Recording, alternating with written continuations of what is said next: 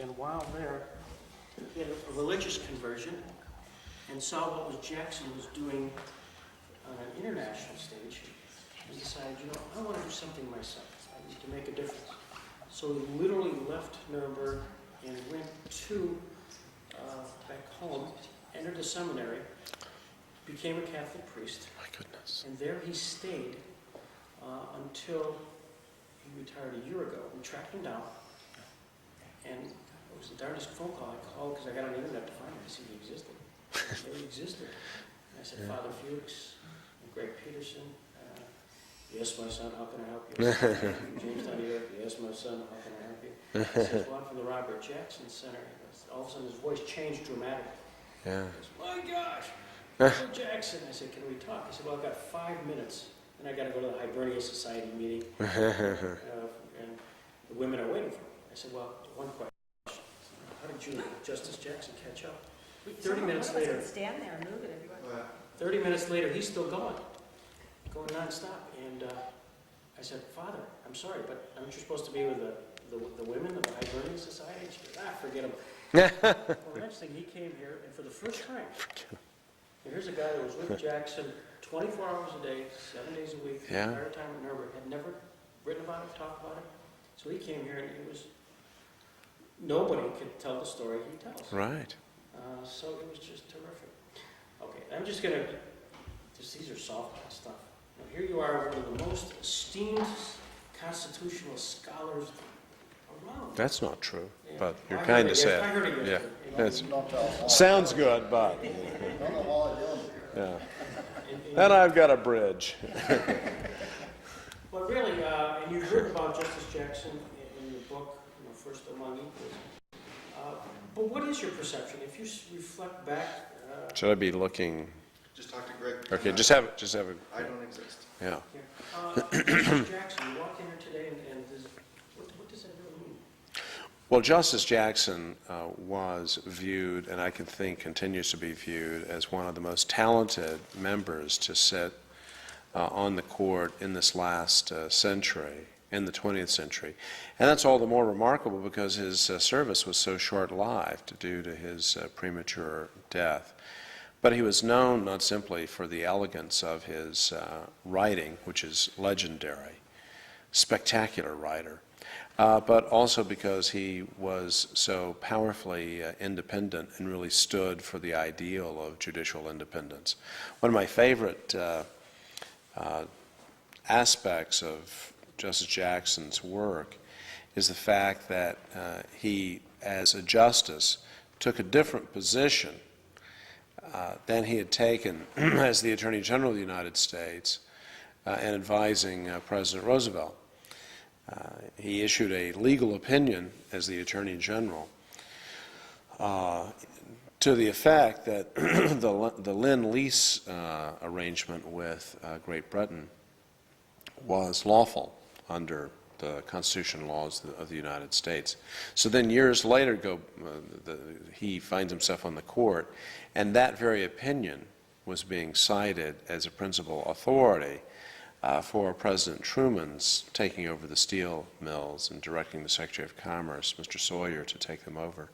And his response at the oral argument was just marvelous, that it was in his elegant manner, but he made the point. I was an advocate then, I'm a judge now. And he did not take that position as a judge that he had taken as a lawyer, and as indeed not simply a lawyer, but as the Attorney General. You talked about the steel seizure case. Professor Gormley, the day before, talked about it in great detail. And you also, yesterday in your speech, talked about Nixon, you talked about Gore, you talked about even the Magna Carta, and how the rule of law, and how important that is, rule of law, in our system. Even if you don't agree, you obey. You made that point very well yesterday, and I couldn't help but think of the steel seizure case as being another one of those examples where, despite it all, and I'm sure President Truman was not a happy camper. Does that case and that whole presidential powers see that as law today that?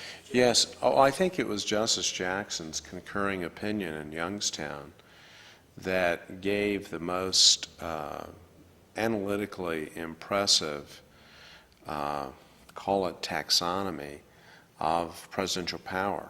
And it continues to be viewed as the great source of authority as to where in our constitutional system does the president's power come from, what are the different dimensions of that power in the context of not simply foreign policy, but the use of military force and the like. And I don't want to say that it's the last word in terms of the analysis, but it's one of those principal sources of law that people go to in terms of what is the nature and structure of our government, especially with respect to the presidency. And that's another thing about Justice Jackson. Not only did he serve for such a short time, but he, in that short time, was able, due to the exigencies, the case law, and so forth, to articulate some of the really enduring lessons on both the structure of our government and then on individual rights, individual liberties. He was just impressively right, in my view, virtually all the time. I mean, that's one person's opinion. But right in the sense that people just keep going back to his articulation, his ability to, with his ability with the English language, to really capture profound ideas in our constitutional system and in a representative democracy in a way that was beautifully, simply, eloquently stated. There's a Lincoln-like quality to his ability to articulate. You talked about today individual rights, and you talked about the pledge case, the Right. flag salute case, and Barnett. How does that particular case, the Barnett case, fit into the case that you currently have argued for the Supreme Court? I'm not sure where the status of this. Yes, the Pledge of Allegiance case is going to be reviewed by the court in some manner or other. It has not accepted review, but the Solicitor General's office has asked the court to either summarily reverse the case or to have it fully briefed and argued on the merits. So it's a case the court can't ignore. You can't have the Pledge of Allegiance being declared unconstitutional in one part of the United States. So it is almost a given that the court will have to do something with the case.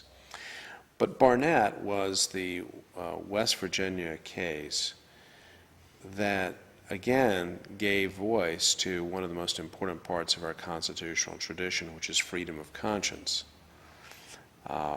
Justice Jackson was able boldly to guide the court intellectually to overrule a fairly recent opinion coming out of Pennsylvania involving the same set of facts, but with a different result. A very impressive opinion authored by Justice Frankfurter to the effect that the state could require children to engage in patriotic exercises on pains of expulsion from the school if they did not, and even criminal prosecution of the parents if then they didn't come to school because they'd been expelled because they wouldn't participate in the flag salute ceremony or the Pledge of Allegiance. And Justice Jackson in Barnett wrote, I think, some of the most beautiful and powerful language in the judicial literature about what this country is all about, which is tolerance of ideas, tolerance of the individual conscience, that the forces of the state have to respect the ability of the individual dissenter, even if the view is seen as very idiosyncratic, cranky, or the views of a crank, but that those views have to be respected as part of the human dignity. And he called it the freedom of the mind, which is a great way of expressing a lot of First Amendment values and concerns. Is there a judicial philosophy that one can really discern from Justice Jackson, or did you get is he able to be categorized? He shouldn't be pigeonholed, but one can see a judicial philosophy at work. He certainly believed in the idea of the representative democratic process, and that judges should be cautious in stepping in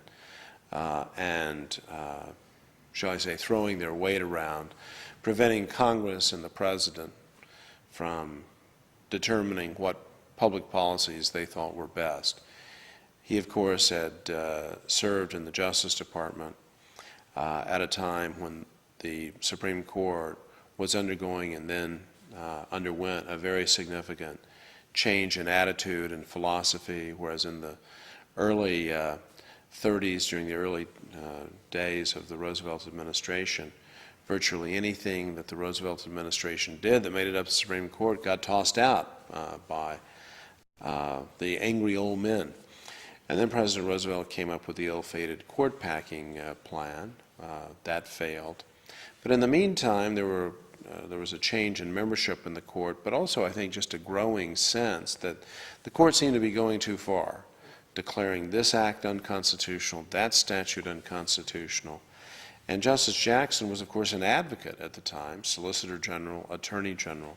So he saw up close and personal during those years the excesses of judicial power. So he became a justice then in 41.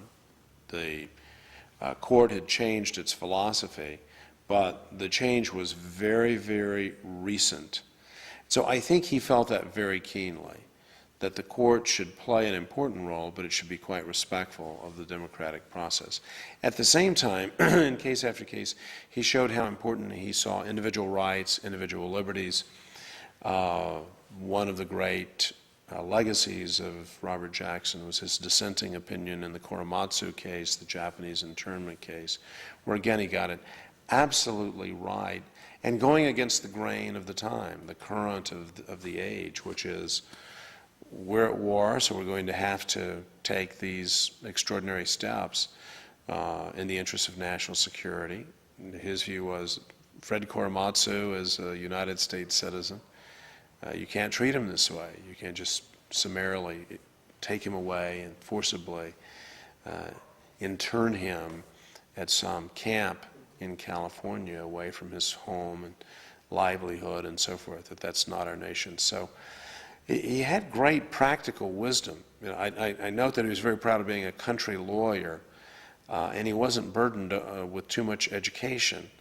His education was earned the old-fashioned way, and I think that may have aided the clarity of his thinking, as well as perhaps the beauty of his expression. He didn't take creative writing courses, he just read great writing. You had, as I mentioned on the way down, Fred Korematsu did come here. He was saluting, if you will, Justice Jackson, which was an honor for us because there is that sense of individuals behind these lawsuits.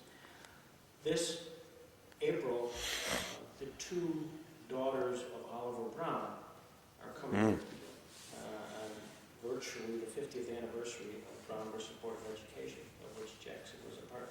Yesterday, you talked about how there were really two cases which the Supreme Court, either culture affected the Supreme Court or the Supreme Court affected the culture, and you cited Brown versus Board of Education.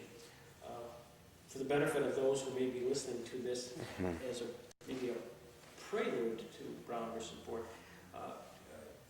could you talk a little bit more about that particular case and how it's really affecting our culture? Well, it was a great act in judicial statesmanship, and credit has to be given, and it has been given, rightly so, to Chief Justice Warren for his leadership in that effort, not only to overturn the half-century-old case, Plessy against Ferguson, which essentially ratified Jim Crow, ratified the idea that there could be separate facilities for African Americans, for black school children, as long as they were, quote, equal. The separate but equal, of course, was hollow and empty. But that was the theory. Give them equal facilities and treatment, but it'll just be separate. and everything will be okay. It's a terrible rule, one of which we should be terribly ashamed. And the upshot was that we had a half century of separate but equal, that the law permitted, our Constitution as interpreted by the Supreme Court, permitted this sort of terrible regime and deprivation of human dignity. And Justice Jackson was a very integral part of the most certainly important case of that half century of saying, no, you have to stop this line drawing by race and to allow all the school children to be educated together. And of course, there was a broader message in that, but that was a very important foundational principle that had just been ignored by the Supreme Court and rejected by the Supreme Court for those many years.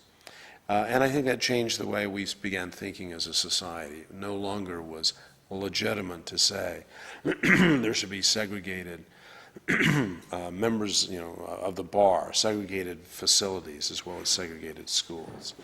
I must say, in tribute to others, Brown versus Board of Education did not just spring full-blown from the head of Zeus. President Truman issued an executive order desegregating the armed forces. There were other steps in that direction. But the power of Brown versus Board of Education in establishing the equality principle and the seriousness of line drawing by race is difficult to exaggerate, and Justice Jackson was a key part of that.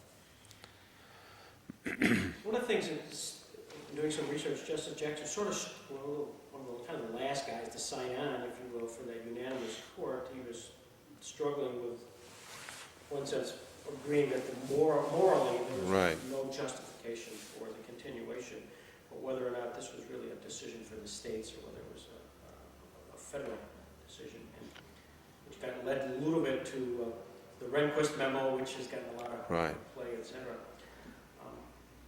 And just totally aside, the attorney for the plaintiff, Plessy, or whoever the losing party was. Well, thank you very much. Was from Mayville, New York, a guy named Albion Tourget. My goodness. And then, that's right. 50-some years later, so he was on the losing side. His position was, of course, ratified by the court, the Warren Court, which one of the members of the court was another guy from Chautauqua County. So we had both ends of that. Yes, both ends. From a historic Right. perspective. I'll show you this later. But we found this in a book sale, a book by Albion Tourget, which inside was inscribed by Robert Jackson. Oh, my goodness. Jackson owned the book of Albion Tourget, which kind of ties in both ends of this particular issue. Well, I would just say that Justice Jackson was a great student. Again, not formally educated, and famously so, but nonetheless he was a great student, self-taught. Others who have served with great and renowned distinction, Hugo Black, Justice Jackson and Hugo Black didn't agree all the time, but nonetheless they shared the characteristic of having educated themselves, in effect, in the tradition of Abraham Lincoln. So it's a remarkable thing that someone could do this. But the point I was going to make is his education led him to really respect the important principle of structure and architecture of the Constitution, so that he would worry not about the morality and the like with respect to segregation and desegregation, but he would worry about the structural principle. The federal government should not be permitted to segregate, but the states, I have to worry about that. Doesn't follow so naturally. And I'm fearful that we as a people are tending not to take the Jacksonian lesson to heart that structure counts. One of the things that the founding generation felt strongly about is that the protection for liberty of the American people lay in large part in the structure of government and the architecture of government. And we had to make sure the architecture was sound. Build a sound building. Don't have a building with a faulty foundation or with huge structural flaws of another kind because the building will be defective and the building could collapse. And that was the view of the founding generation. They studied the architecture of government. These days, people say, well, there's a problem, just go out there and solve it. And I guess the national government should be able to do that. And Jackson, to his credit, even as someone who believed in a strong and robust central government, was always worried. He worried not in the Hamlet-like sense, but worried in the sense of, I want to get the right answer.